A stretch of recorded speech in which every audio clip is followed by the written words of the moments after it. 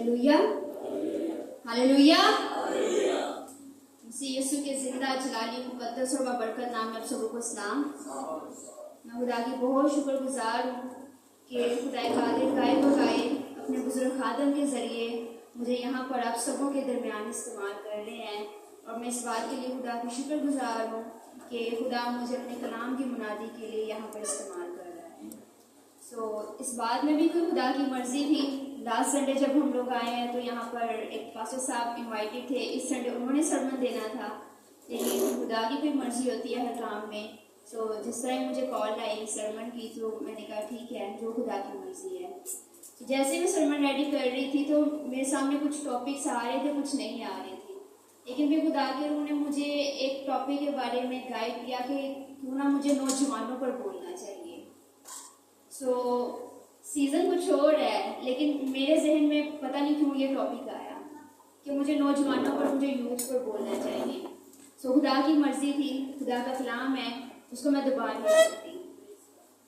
आए जिनके पास खुदा का जिंदगी बख्श कलाम है वो मेरे साथ खोलिए इमसाल की किताब, बुक ऑफ प्रोवर्ब्स, चैप्टर 17, उसका 17वां बाब, उसकी दूसरी आयत।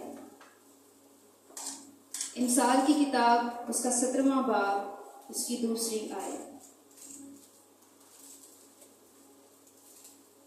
अक्लमंद नौकर उस बेटे पर जो रुस्वा करता है हुक्मरान होगा, और भाइयों में शामिल होकर मेराज का हिस्सा लेगा। खुदा के पाक कलाम के पढ़े और सुने जाने पर खुदा कादिर की खास बरकत नाज़िल हो। मेरे अजीजों, इससे पहले कि मैं इन आयात को खोलूं और अपने कलाम की तरफ बढ़ूं, उससे पहले मैं आपको बताऊंगी कि इमसाल की किताब आप सब जानते हैं, इमसाल की किताब है और वाइज की किताब है। ये हिकमत से भरी हुई किताबें हैं। सुलेमान बादशाह की तरफ से ये लिखी गई किताबें हैं, और सुलेमान बादशाह भी एक नौजवान बादशाह के रूप में हमें नजर आता है बाइबल मुकद्दस में। आप सब इस बात से वाकिफ हैं। मैं आपको अपनी जिंदगी की पर्सनल टेस्टमनी सुनाना चाहती हूँ। आज से तकरीबन 4-4.5 साल पहले जब हम दोनों बहनों ने खिदमत का आगाज किया था। बेसिकली हम दोनों संडे स्कूल टीचर्स हैं, लेकिन सरमन प्रीचिंग की खिदमत का आगाज जब हम लोगों ने आज से 4-4.5 साल पहले किया, तो हमारा जो सबसे पहला सरमन था वो भी नौजवानों से ही रिलेटेड था, वो भी इसी तरह था। उसके बाद आज भी खुदा ने मुझे रात को इस तरह गाइड किया कि मैं नौजवानों पर ही क्यों ना बात करूँ। जिस किताब से मैंने ये आयत आप सबों के सामने पढ़ी है, वो किताब भी एक नौजवान बादशाह की लिखी हुई है, इमसाल की किताब। वो भी खुदा ने उसे हिकमत बहुत ज्यादा दी हुई थी। आप सब इस बात से वाकिफ हैं। उसने खुदा से मांगी ही हिकमत थी। खुदा ने उसे पूछा तुझे क्या चाहिए, उसने खुदा से हिकमत मांगी और खुदा ने उसे कसरत की हिकमत अता की। मेरे अजीजों, यहाँ पर जो आयत मैंने आप सबों के सामने पढ़ी है, यहाँ पर लिखा है अक्लमंद नौकर उस बेटे पर जो रुस्वा करता है हुक्मरान होगा, और भाइयों में शामिल होकर मेराज का हिस्सा लेगा। इसी आयत को लेकर मैं चलूंगी, लेकिन अभी हम थोड़ा पीछे चलेंगे पैदाइश की किताब में। पैदाइश की किताब में हमें 2 करैक्टर नजर आते हैं, 2 भाइयों के करैक्टर, इसहाक का और इस्माइल का। आप सब इससे वाकिफ हैं? आप सब इससे वाकिफ हैं? इसहाक का और इस्माइल का हमें किरदार नजर आता है। दोनों जो हैं वो एक ही बाप की औलाद है, लेकिन उनकी माएँ अलग अलग थी। आप सब इस बात से भी वाकिफ हैं। इसहाक जो है वो वादा का फर्जंद है, ये भी आप जानते हैं। इस्माइल जो है वो सारा की मिस्री लौंडी का बेटा था, हाजरा का बेटा था। इस्माइल बड़ा था, लेकिन इसहाक छोटा था, लेकिन वो वादा का फर्जंद था। हम सब ये बात जानते हैं। यहाँ से मैं स्टोरी को आगे लेकर चलूंगी। जब हम देखते हैं कि तमाम तो जो बरक़ात हैं, खुदा ने जब इब्राहिम से वादा किया है कि मैं तुझे आसमान के सितारों की मानिंद बढ़ाऊंगा, रेत के जर्रों की मानिंद बढ़ाऊंगा, और ये सारे वादे खुदा ने किसके साथ किए हैं? उसके उस बेटे के लिए जो कि अहद का फर्जंद था, वादे का फर्जंद था, यानी इसहाक के लिए किए हैं, इसहाक के साथ किए हैं। इस्माइल चूंकि था पहलौठा, लेकिन वो सारा की मिस्री लौंडी में से था, वो वादा का फर्जंद नहीं था। वादा का फर्जंद कौन था? इसहाक था वादा का फर्जंद। और आज आप देखते हैं कि उनकी जो कौम है, उसकी जो उम्मत है, आज वो दुनिया में सबसे ताकतवर है। कौम बनी इसराइल को अगर आप देखिए तो यहाँ पर जो वादा का फर्जंद है, वहां से मैं स्टोरी लेकर आगे चलूंगी कि जब हम कहते हैं कि हम भी शाही काहिनों का फिरका है, हम भी चुनी हुई कौम है, हम भी मुकद्दस कौम है, तो फिर वो बरकतें, वो रहमतें जो खुदा ने अपने बंदा के साथ, जो कि वादा का फर्जंद था, उसके साथ अहद में बांधी हैं, वो हमसे, हमारे नौजवानों से क्यों दूर चली जाती हैं? वो दूसरी अक़वाम की तरफ क्यों चली जाती हैं? पाकिस्तान में भी जो सिस्टम है, आप सबों को पता है कि हम लोग जिस तरह दूसरी कम्युनिटीज़ में रहते हैं, बहुत जगहों पर हम वहाँ पर डिस्क्रिमिनेशन फेस करते हैं। बीइंग अ क्रिश्चियन कम्युनिटी, हम लोग को बहुत सी जगह पर डिस्क्रिमिनेशन फेस करना पड़ती है। तो बहुत सी चीज़ें ऐसी होती हैं कि जो बरक़ात हमारी हैं, वो दूसरी कम्युनिटीज़, दूसरी अक़वाम कैसे ले जाती हैं। यहाँ पर जब मैं आयत पढ़ रही थी, तो यहाँ पर मुझे यही चीज़ नज़र आई कि अक्लमंद नौकर उस बेटे पर जो रुस्वा करता है हुक्मरान होगा और भाइयों में शामिल होकर मिरास का हिस्सा लेगा। जो चीज हमारी है वो दूसरे लोग क्यों छीन लेते हैं, या वो दूसरे लोग के पास बरक़ात क्यों चली जाती हैं, जिन पर खुदा ने हमारा हक रखा हुआ है, जिस पर खुदा ने हमें अथॉरिटी दी हुई है, जो कि वादा के फर्जंद की बरकतें हैं। और वो बरकतें किसकी हैं? हमारी हैं। हमारे हाथों से वो बरकतें क्यों चली जाती हैं? हमारे नौजवानों के हाथों से वो चीजें क्यों निकल जाती हैं? और हमारे हाथ में क्या रह जाता है? कुछ भी नहीं। क्यों? ऐसा क्यों है? हमारे अंदर कुछ कमी है, क्योंकि हमारे साथ तो वादा किया हुआ है, और खुदा अपने वादों का सच्चा खुदा है। हम बेवफाई कर सकते हैं, लेकिन वो वफादार है। तो हमें क्या कमी है? हमारे नौजवानों में क्या कमी है जो चीजें हमारी पीछे रह जाती हैं? क्योंकि हम लोग तो वो कौम है जो चुनी हुई कौम है, शाही कायनों का फिरके हैं। हम वो कौम है जो मसीह के लहू से खरीदे हुए हैं। तो फिर क्यों हमारे नौजवान जो है वो पीछे रह जाते हैं? आज अगर हम देखें, जो सोशल मीडिया का टाइम जा रहा है, हम लास्ट टाइम पीरियड में से गुजर रहे हैं। हमारे पास हर तरह के गैजेट्स हैं हमारे हाथों में, हमारे पास हर तरह का पॉजिटिव और नेगेटिव रास्ता भी है हमारे सामने। लेकिन फिर क्यों ऐसा हो जाता है कि जो गुलाम की औलाद है या लौंडी की औलाद है वो आगे बढ़ जाती है, और हमारे बच्चे जो कि हमारी यूथ है, हमारे नौजवान है, जो कि वादा के फर्जंद है, वो पीछे रह जाते हैं? क्यों? ऐसा क्यों है? हमारे जो यूथ है, हमारे जो नौजवान है, वो गुनाह की गुलामी में चले जाते हैं, वो नाफरमानी की गुलामी में चले जाते हैं, वो सोशल मीडिया की गुलामी में चले जाते हैं, वो मनशियात की गुलामी में चले जाते हैं, वो बुरी सोहबतों की गुलामी में चले जाते हैं, वो वेपन्स की गुलामी में चले जाते हैं, और ऐसी बहुत सी नेगेटिव चीजें हैं। लेकिन खुदा का शुक्र है, पॉजिटिव एस्पेक्ट्स भी हैं। हमारी बहुत सी फैमिलीज हैं, बहुत रोशनी है, खुदा का शुक्र है। लेकिन मैं कुछ बात ऐसी कर रही हूँ कि कुछ जगहों पर हमें फिर भी अभी देखने को मिलता है। सो ऐसा क्यों है? हमें अपनी मंजिलों को, अपने रास्तों को सीधा करने की जरूरत है। हम अपनी मंजिल को, अपने रास्तों को किस तरह सीधा कर सकते हैं? सिर्फ और सिर्फ खुदा के कलाम की रोशनी में। ज़बूर 119 उसकी 9वीं आयत को मैं देखूंगी। ज़बूर 119 उसकी 9वीं आयत, जिस किसी को मिल जाए वो पढ़ सकता है।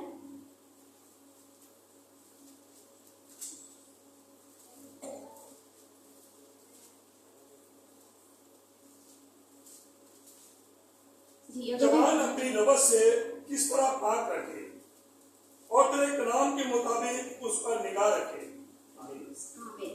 एक नौजवान अपनी रविश, खुद को, अपने मोरल को, अपने करैक्टर को किस तरह प्योर रख सकता है, किस तरह पाक रख सकता है? तेरे कलाम के मुताबिक उस पर निगाह रखने से। यानी कि हमारा जो जिंदगी का कोड ऑफ कंडक्ट है वो ये खुदा का कलाम होना चाहिए। हमारी जिंदगी में हम जिस भी फील्ड में जाते हैं या जिस भी पहलू से हमारा वास्ता पड़ता है, डेली लाइफ में या बाहर ऑफिस वर्क में या जॉब पर भी, ऐसी कौन सी चीज है जो खुदा के कलाम से बाहर है? मुझे वो बताएं जहां से हम रहनुमाई नहीं ले सकते। हर चीज की रहनुमाई हमें मिलती है, पैदा होने से लेकर हमारी आखिरी सांसों तक की रहनुमाई, कि हमें किस तरह चलना है, क्या क्या करना है, किस तरह अपना मोरल, अपना करैक्टर मसीह में होते हुए स्ट्रॉन्ग रखना है। हर चीज की गाइडेंस हमें इसी कलाम के बस मिलती है। तो एक नौजवान अपनी रविश किस तरह पाक रख सकता है? तेरे कलाम के मुताबिक उस पर निगाह रखने से। यानी कि खुदा के कलाम पर हम अपनी निगाह रखें, खुदा के कलाम को अपने अंदर इतना ज़ौक़ कर लें कि हमारी रविशें खुदा को पसंद आ जाएं। बेसिकली अगर हम बाइबल में नौजवानों की मिसालें देखें तो हमें बहुत सी ऐसी मिसालें मिलती हैं जिन्होंने अपना दिल खुदा के साथ लगाया और खुदा ने उन्हें नौजवानी में ही कसरत की बरकत अता की है। मैं आपके सामने यूसुफ की मिसाल देना चाहूंगी। यूसुफ जिसका आप सबको पता है कि पैदाइश की किताब में जिक्र है, जिसके 12 भाई थे, 11 भाई थे, यूसुफ 12। मैं यूसुफ के बारे में आपको बताना चाहूंगी कि खुदा ने उसे बहुत बरकत दी। आप सब उसकी जिंदगी से वाकिफ हैं। अब जब यूसुफ की स्टोरी देखते हैं तो यूसुफ बहुत खूबसूरत था। खुदा का कलाम बताता है यूसुफ बहुत खूबसूरत था और खुदा ने उसे आगे चल के बरकत भी दी है, हुक्मरानी की बरकत दी है।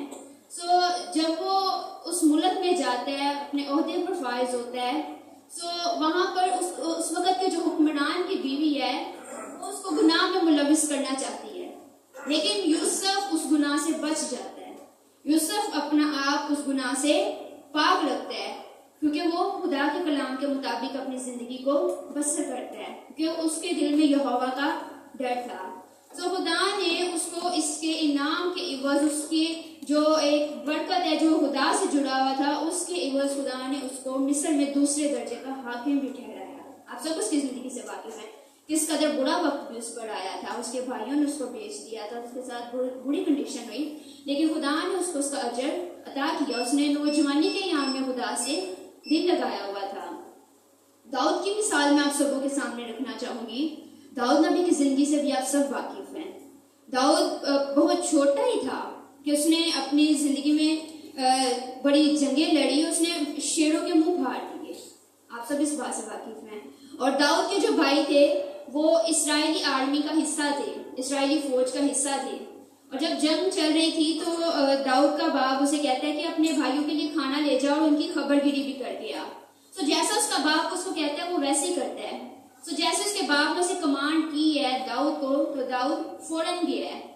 ये चीज जो है वो उसकी फर्मा बरदारी दिखाती है कि आज हमारे नौजवान फर्मा बरदारी की रूह में हैं या नाफरमानी की रूह में हैं। उस वक्त जो दाऊद था उसने अपने बाप की क्या की, फर्मा बरदारी की। कलाम के साथ सब इंटरेक्टिव हैं, चल रहे हैं कि नहीं? उस वक्त दाऊद ने क्या की, फर्मा बरदारी की। किसकी? अपने बाप की फर्मा बरदारी की। वो अपने बाप के कहने पर अपने भाइयों की खबरगिरी करने गया, उनके लिए खाना भी लेके गया। यानी ये चीज हमें उसकी फर्मा बरदारी दिखा रही है कि वो अपने माँ बाप का फर्मा बरदार है। इसी तरह और भी बहुत सी मिसालें मिलती हैं हमें। युशवा एक नौजवान था, सुरमा था।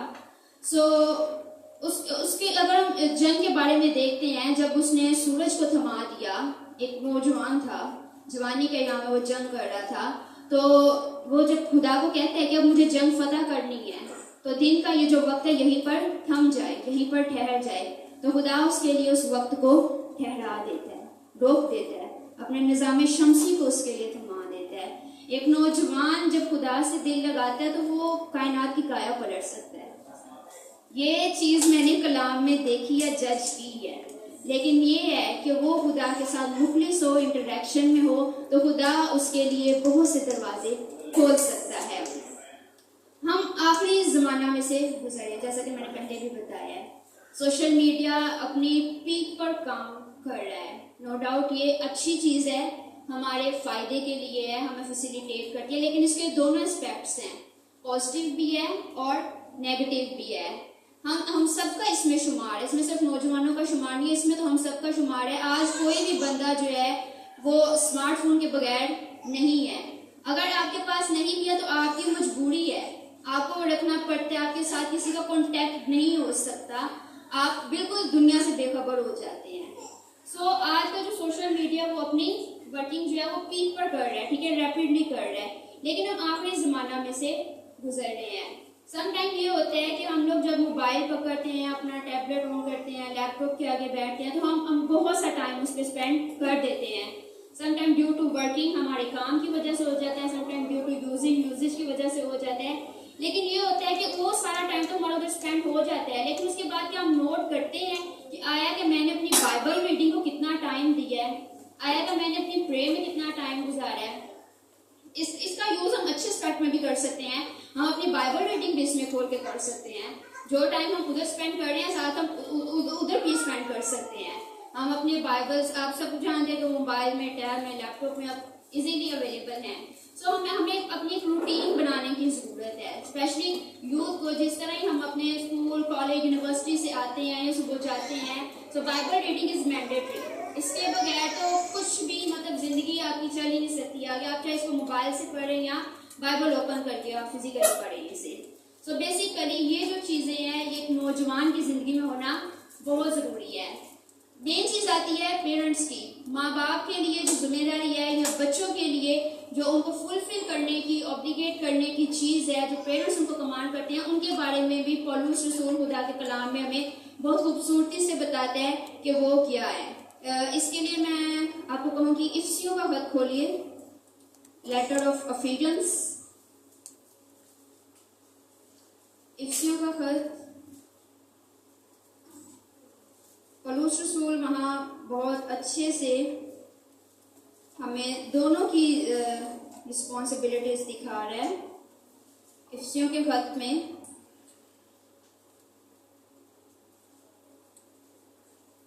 सॉरी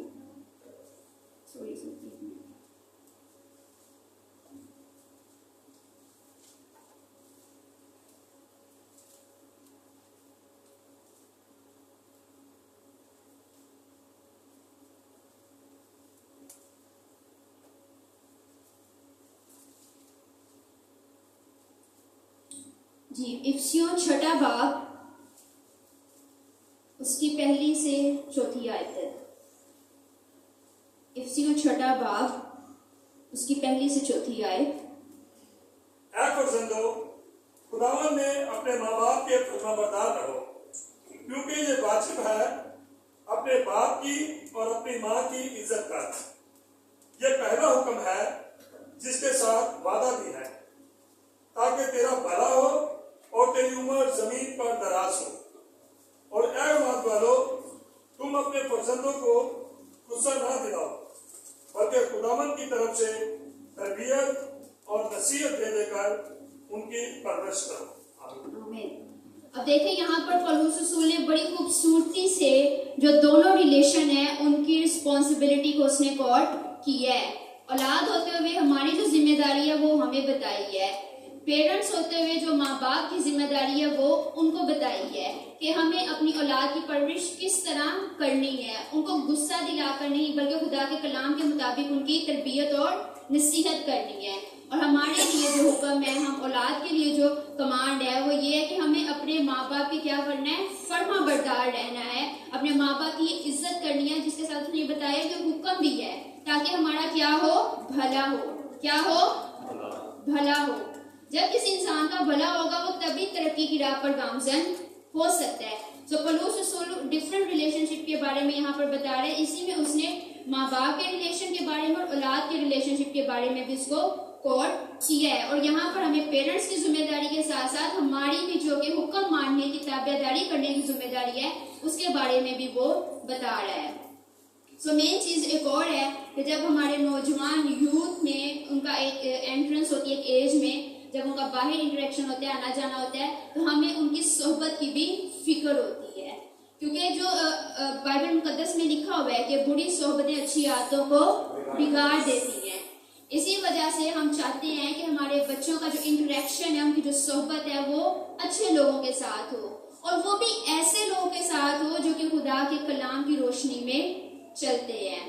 सो हमारे लिए आज का जो मैसेज था वो यही है कि हम जो है वो अपनी बरकत जो है वो दूसरे लोगों की तरफ ना जाने दें। अगर हम ये चीजें फुलफिल करेंगे तो जो वादा के फर्जन के साथ बरकतें का वादा किया हुआ है, इसहाक के साथ जो कि वादा का फर्जन था, उससे जो बरकतों का वादा किया है, जो उन लोगों से बरकतों का वादा किया जो शाही काहिनों का फिरका है, मुकद्दस कौम है, चुनी हुई कौम है, वो बरकतें ऑटोमेटिकली हमारी तरफ आना शुरू हो जाएंगी, ना कि दूसरे लोगों की तरफ जाएंगी, क्योंकि हमें मसीह ने अपने खून से खरीदा है और हम आजाद हैं।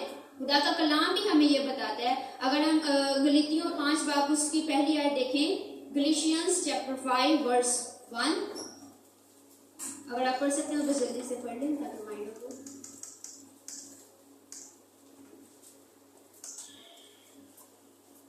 गलीतियों 5 बाब उसकी पहली आयत।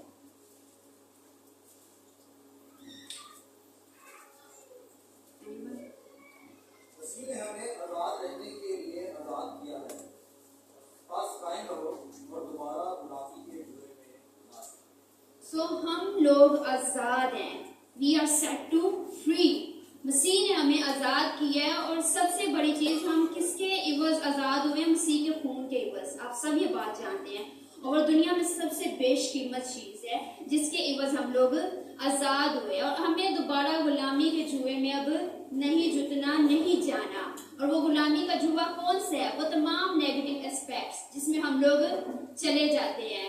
कोई ऐसा गुलामी का जुआ नहीं है कि हमारे हाथों में बेड़ियां लग जाएंगी या पैरों में बेड़ियां लग जाएंगी। वो गुनाह की गुलामी है, नाफरमानी की गुलामी है, मनशियात की गुलामी है, बुरी सोबतों की गुलामी है, और डिफरेंट जो नेगेटिव चीजें उन सबों की गुलामी है। लेकिन मसीह ने हमें क्या किया है? आजाद किया है। सो हमें आजाद रहना है, ठीक है। सो हमें अपने जो नौजवान है उनकी जो परवरिश है वो इस तरह करनी है कि जो वादा की हुई चीजें हैं हमें वो मिले, और हमें अपनी लाइफ में वो फुलफिल करनी है, ना कि वो चीजें जो है वो दूसरी अक़वाम की तरफ चली जाएं। खुदा आप सबको ख्वाहिश के कलाम की बस कसरत की बरकत अता फरमाए।